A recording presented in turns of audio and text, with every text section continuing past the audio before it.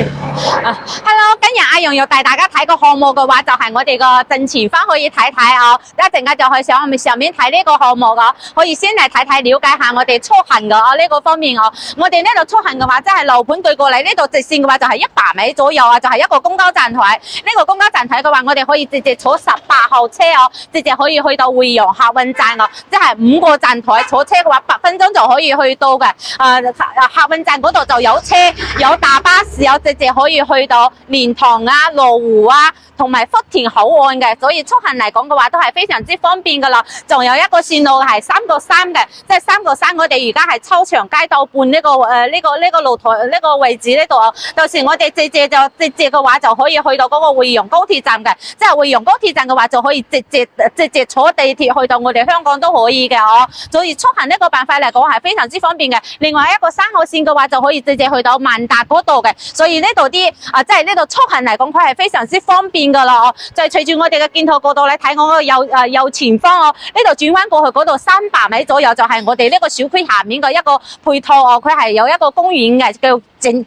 整嶺公園哦，即係下邊食完飯嗰陣時可以去嗰度散下步啊，或者是行下噶哦。再過到前面啲仔有800米左右嘅，就係我哋一個購物廣場啦，叫新世界購物廣場，即係入邊啲基本上你要買嘅生活用品啊，同埋啲衫褲啊，同埋啲 shopping 啊，基本上嗰度一站式全部可以滿足得到你哦。而家我哋呢個項目最受個戶型嘅話，就有76平方到105平方，即係3房到4房嘅一個戶型嘅，即係單價嘅話先去到6000蚊嘅單價。而且佢係帶精裝修交戶嘅哦，家私家電都配好埋俾你，即係你直接拎包就可以入住啦。每個月月供嘅話都係1000幾蚊起哦。而家我哋上去睇睇房先。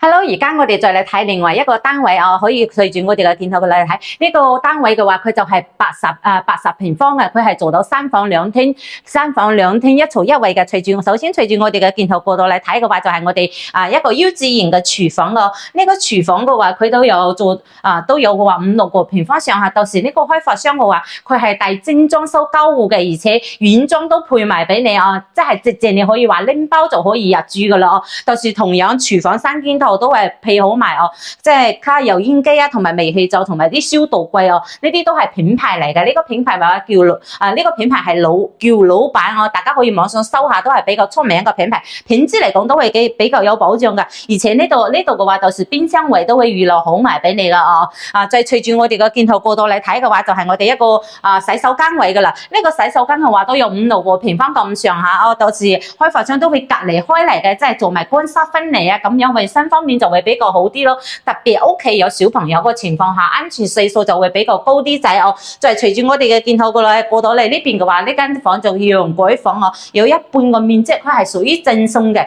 有一半個面積佢係贈送嘅。如果屋企啲房間唔需要用到咁多嘅情況下哦，呢個話可以作為一個棋牌室啊，可以打下牌啊咩嘢之類嘅哦。而家我哋呢個開發商嘅話，佢係要做到2梯4戶嘅，即係好多開發商如果做呢啲戶型比較細啲仔嘅話，佢基本上係做唔到2梯4戶嘅，所以呢個戶型嘅話，佢係比較有賣點嘅哦。就係隨住我哋個鏡頭嚟睇睇哦，呢度係3.6米嘅大開間啊，可以睇下哦，空間感嚟講係非常之足嘅哦。到時我哋如果玄關嗰個位嘅話，可以做埋啲鞋櫃哦，呢一排嘅話可以打電視櫃，呢一排咁樣接過嚟嘅話，可以打埋啲酒櫃啊。或者放啲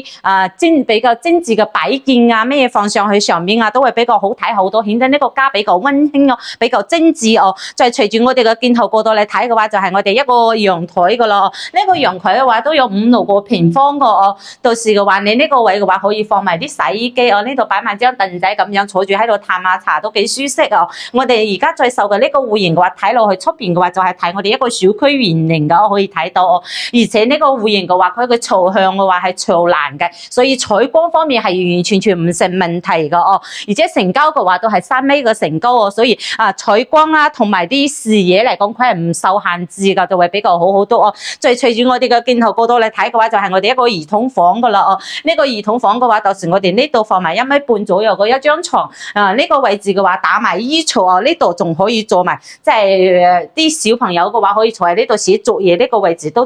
會足夠得到噶哦。就係隨住我哋個鏡頭過到嚟睇嘅話，就係我哋一個主人房噶啦。呢個主人房嘅話可以睇睇哦，呢度擺埋1.8米100左右嘅一張大床，加埋2個30公分嘅床頭櫃。到時呢個位置嘅話，我哋做埋啲衣櫥哦。到時呢個飄窗位哦，飄窗位嘅話，佢同樣開發商都係贈送嘅哦。而且呢啲飄窗嘅話，到時我哋可以參考下哦，開發商咁樣個裝修風格哦，咁樣一排一排做落嚟，做埋啲櫃。到時我哋即係唔點用嗰啲啊，或者擺啲精緻嘅嗰啲裝飾品啊喺度，都會幾靚幾好睇下嘅。同樣飄窗都係全贈送㗎。而家